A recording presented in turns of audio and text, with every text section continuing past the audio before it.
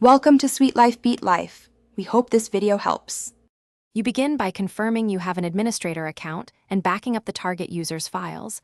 Once done, open System Settings and go to Users and Groups. You must click the lock and authenticate as the admin to make changes, so do that now. Next, select the account you want to remove. Make sure that user is signed out and not running processes. This avoids file locks and ensures a clean deletion when you proceed to the removal options. Once the account is selected, choose how to handle the home folder. Save to a disk image for archive, leave the home folder, or delete immediately to reclaim space. Make sure the user has been signed out of iCloud and disable File Vault if their files are encrypted, because encryption can block removal. If the GUI won't remove the account, use terminal with sudo sysadmin delete user username.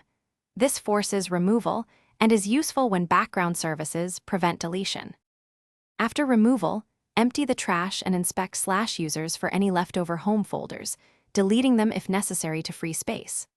Also check /library and /users/shared for related launch agents or preference files tied to the removed account and delete as needed. Once finished, reboot and verify the account no longer appears at login.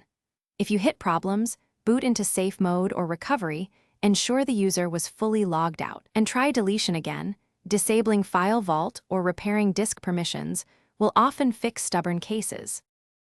Thanks for watching. Consider subscribing if we helped you.